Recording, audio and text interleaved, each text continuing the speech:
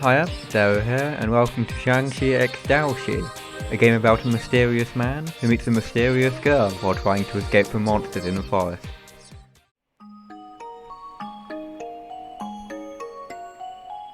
To all of you who have assembled here, I bid you welcome. Know that the peculiar tale I shall weave for you tonight is one fraught with fantasy and wonder. Are you perchance familiar with Daoism? Dearest audience, I'm going to butcher so many words in this game. The world denotes an art that guides one towards Dao, the truth of the universe, and serves as a requirement for becoming the ultimate charm. Some train their bodies to transcend the realm of nature. Others turn to charms and spells to pass through the gates of divinity. And there were those who concocted elixirs to obtain immortality and apotheosis. Although the rain and Daoshi, those who exercise Jiangshi, have managed to garner a modicum of fame these days, their names still barely pass the lips of the common man. This is the story of those who have mastered Taoism, the so-called Daoshi. I humbly ask for a moment of your valuable time. I assure you, it shall not be wasted.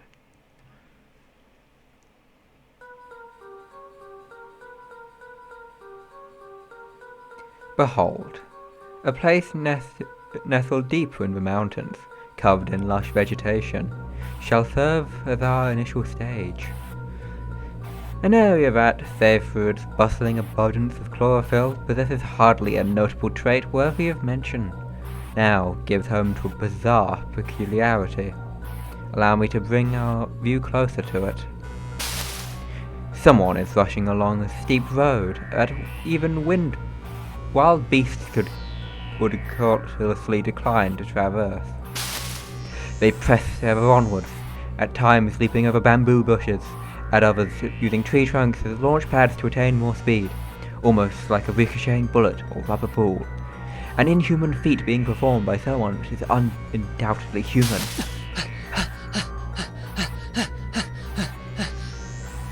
The thump of life echoed through the raging, ragged breathing.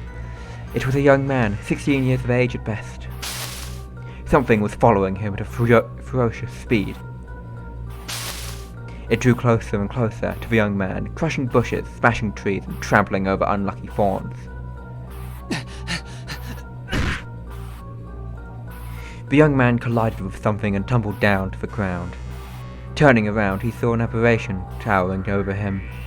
It was a grotesque monstrosity with the shape of a massive human head attached to a single large leg. The thing wasn't alone either, two more of its kind lurked close by. They were one-legged abominations called Donku, a type of yokai that normally lives underwater and feasted on human flesh. The Donku opened its wide mouth, exposing a cavity that seemed strikingly maladjusted to marine life, and would have no doubt raised the eyebrows of any seasoned evolutionists. The foul-smelling saliva sloshed between the creature's glistening row of sharp, white teeth. The Donku lurched up after the young man. Would this mark the end of his life? A moment later, the Donku's head was separated from its body with a blinding flash.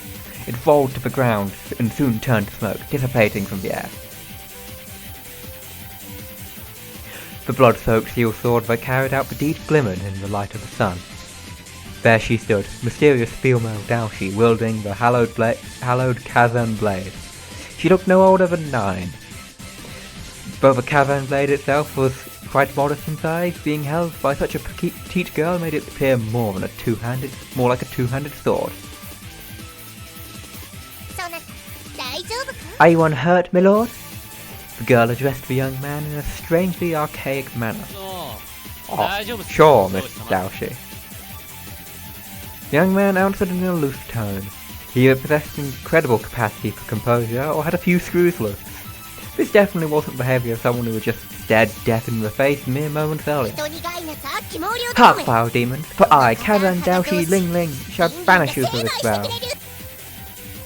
And so Ling Ling hurled her Hallow Blade at the two remaining donkeys and darted after them in it like a fierce bolt of lightning. However, all it pierced was empty air. A deafening rumble reverberated across the ground and trees. The donkey's most intimidating feature was its tendency to jump. Movements were impossible to follow with the naked eye. However, the young man's pupils tracked the donkey's trajectory with minute precision. A second later he yelled in the girl's direction. "Behind you!" Donku lurched at the girl's defenseless back, only to explode like a set of red spider lily fireworks. A moment before it could catch up to the girl, the operation's body separated from its head. This was the work of the very same sword the girl had hurled at the monsters earlier. The rotating like a pinwheel, the blade soared in the air with a will of its own. The Kaza Unholy sword was a type of whirlwind blade. Increasing its rotation even further, it darted after the last remaining donkey.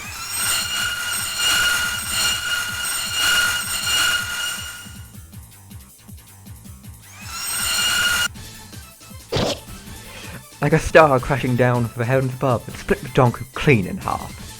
Then promptly changed directions and flew back towards Ling Ling. She caught it by the hilt, seemingly having done it 1,000,000 times before. "Man, I owe you one, Miss Daoshi." The young man approached Ling Ling with a laid-back gait. Ling Ling, however, remained silent, as the hilt of the sword clutched tight in her hand. "Miss Daoshi?" Huh? At that moment, Ling Ling fell to the ground. The young man caught hold of her light frame. You okay, Miss Daoshi?" A terrifying sound reminiscent of a beast's growl washed across the forest. Readying himself for a new yokai, the young man scanned the surroundings, but spotted nothing. He then realized that the sound was actually coming from the girl in his arms. I'm hungry." Upon uttering those words, Ling Ling lost consciousness.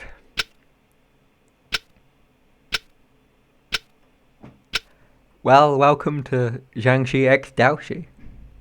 Prologue, boy meets girl. This game is very anime. "I'll say this is quite a delicate Luan Wu, is it? Your cooking is most wondrous." Ling Ling wolfed down the food with an expression of bliss lighting up her face.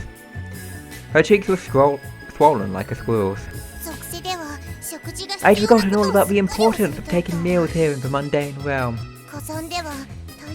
On the Kazan, emboic breathing makes up for it in spades, you see."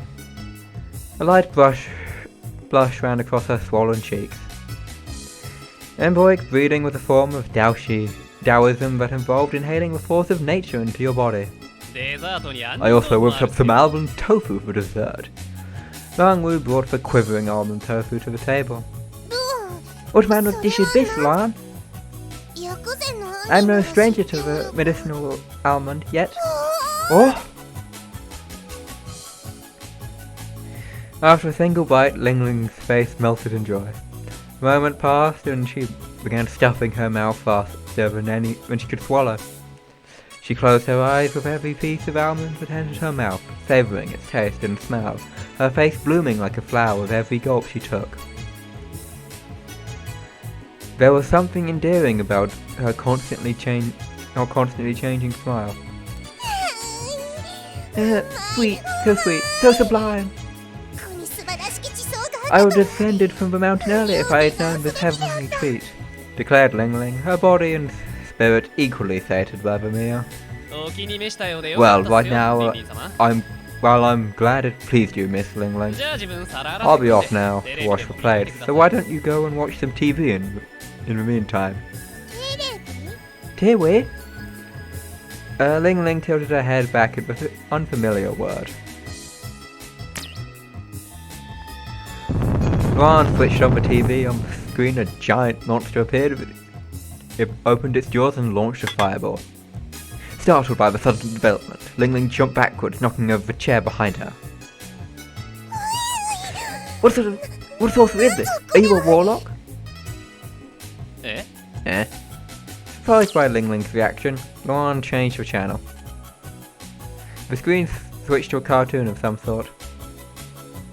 Gee. Ling Ling watched with interest. There was now airing a cooking show. Slap. Her mouth began to water. Soon enough, the same monster flicked from earlier back onto the screen. Startle. Ling Ling hid behind the chair. This is fun. Luan thought to himself as he observed Ling Ling's reactions. Ling Ling scrutinized the TV from all angles, poking it with trembling fingers. You've never seen a TV before, Miss Ling Ling? Not once. It's an appliance that transmits a visual feed from, well, speaking in Taoist terms, you could say it allows everyone to use second sight at will. Second sight. A Zhuang skill that allowed one to observe any location found in the 3 realms.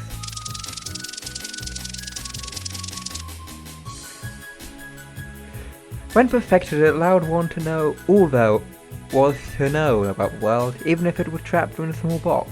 At times, one could even use it to peek inside people's hearts. Incredible! How technology has advanced while I spent all the time up on the mountain. Ling Ling extended her hand towards the TV. She seemed intent on climbing inside. And Miss Ling Ling, how exactly how much time did you spend on that mountain of yours? About 500 years. How about that?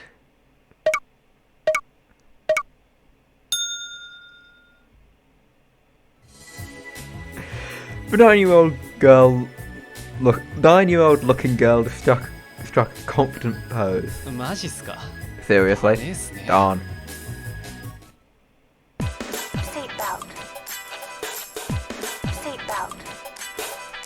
Look, I can't do a lolly voice, okay? This is the best you're getting. I've descended upon the mundane world to spread the virtues of Kazan Taoism, Ling Ling declared with a hallowed blade held aloft. Kazan served as a sacred ground of Chinese worship. It was also the mountain where Xiang would retire. The Daoshi of these parts transcended through their mastery of swordsmanship and were a fairly combat-oriented bunch. As far as Luan knew, this was the first time any of them had come down from their holy mountain. Oh, that's cool. And thus, the question naturally flows, Luan. Will you serve as my disciple? Surely it must have been the hand of fate that brought us together. Hence I shall grant you the honour of becoming my very first student. And I would very much like to sample your cooking on a daily basis if possible, Ling Ling said as her stomach growled. That sounded more like a proposal to me, you know. A proposal? And what, pray tell, is that? Ling Ling tilted her head to the side. Well, let's see. It's what men and women do when they want to spend the rest of their lives together. You deviant. A confusing concept for sure, but if the proposal you want, then I shall propose as well. I want to stay by your side. Her eyes lit up with excitement. Sure thing, I'll be your disciple. Yay! A warm smile sat upon Ling Ling's face. I was quite racked with worry over the issue of finding a disciple, but I'd say it all turned out fine in the end. Right, so you're gonna teach me some Taoism now, Miss Ling Ling? You shall refer to me as Master from now on. Gotcha, Master. Ling Ling's features melted into an expression of genuine happiness. Master. Teacher. Wow. Instructor. What the hell is this? They repeated this a few hundred times. The new moon waned and flattened back up. The sun repeated its predictable course across the sky. The stars drifted towards the west, and so an entire month came and went. You spent a month focusing on Duan Goki. Yeah, I'm gonna butcher so many of these terms. Duan Goki was a method of practicing Taoism by absorbing ki and spreading it across your body. I should now impart to you one of the teachings of Taoism, the act of passing through walls. For this you will need to use Ohu. Ohu was a special way of walking one needed to perform in order to enter the hallowed grounds. It made its first appearance in recorded history on a scroll of Bao Puzi, circa 1,700 years ago. Ling Ling pushed her hand against the wall, and without any apparent resistance, it sank into the wooden frame, as if swallowed by a body of water. Before long, her entire body had disappeared into the wall. Neat. Luan sounded an impressed whistle. Oho transposed one being beyond the physical world and the spiritual world of Jiang. And so, by utilizing this property, the particular technique of passing through walls was invented. You could pass through any sort of physical boundary by transposing your body into a different dimension. What happened to her hair girl? Impressed? You should be. At last, what I performed there was the tip of the iceberg of Taoism. By transposing your very existence, you learn to perceive and come into contact with spirits and yokai that previously eluded you. Ling Ling declared, her voice replete with palpable pride as she peeked her head into the wall. Master? Yes, what is it? What ails you? I'm still in the middle of my explanation, for the record. No, your clothes. Eh? Ling Ling's clothes lay on the ground. That was quite a blunder. Wanting to show off in front of her disciple, Ling Ling had mustered too much of her power and ended up passing through her own clothes. What? My clothes? I can't pick up my clothes! With her body transposed into a different dimension through Oho, Ling Ling's hands vainly grasped a pile of clothing on the ground. Question, why doesn't she fall through the floor? It's okay, Master, I'll pick him up for you. In sharp contrast to the flustered Ling Ling, Luan reached out towards the girl's clothes with perfect composure. FBI, open up! Alright, away with you, away! Ling Ling stuck a charm on Luan's head with a scream. I hereby forbid you from seeing anything! Who turned off the lights? The moment Ling Ling uttered her spell, a thick darkness enveloped Luan's vision. He lumbered around the room with unsteady steps like a zombie. I can't pick him up, my hand keeps slipping through. Meanwhile, the weeping Ling Ling tried desperately to reclaim her clothes. What I showed you earlier was the so-called golden cicada molting, a technique that allows you to undo your opponent's armor or escape from any physical bindings used to confine you. I might have looked like I messed up there, but I assure you that was not the case at all, said Ling Ling with flushing cheeks. I know, Master. More importantly, though, what is that thing you used to seal my vision? A blocking charm, used to seal all sorts of things. Such as one's movements within vision, as I demonstrated with just now. In case of yokai, you can even forbid their very existence. Ling Ling dangled one of her forbidden seals in front of Luan's face. Like this? Eh? Don't move. Luan pulled the charm out of Ling Ling's grasp and stuck it on her forehead. The girl was frozen in place like a paused recording. Huh? It actually worked. You're pulling my leg, aren't you, Master? Look, if you continue to stay like that, I might help myself to some hands-on experience over here.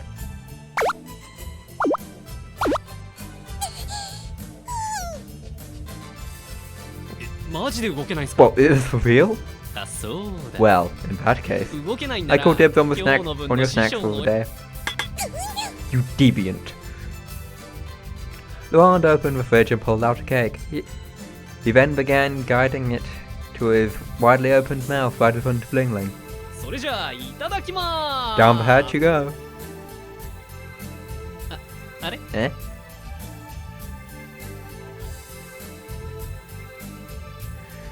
Ling Ling began to tear up, her face flushing beet red.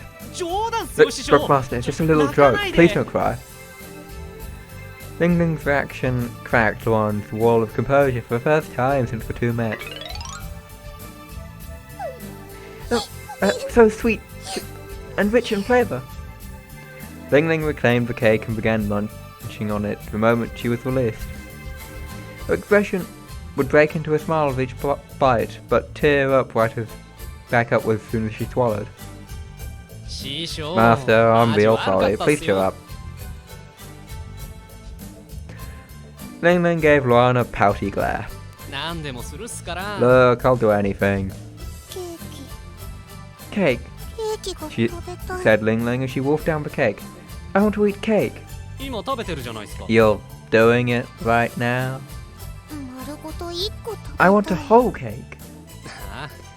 Sure thing. I'm out of ingredients though, so I'll need to take a trip down to town to do some shopping. Give me a few hours, okay?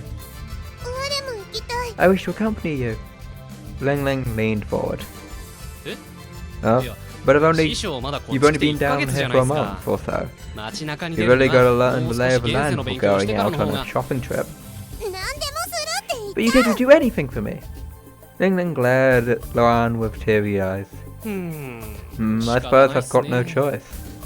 Alright, you can tag along, but stay close to me. Don't go wandering off. Ling Ling beamed with joy. Her tears for a moment began to seem like a distant memory.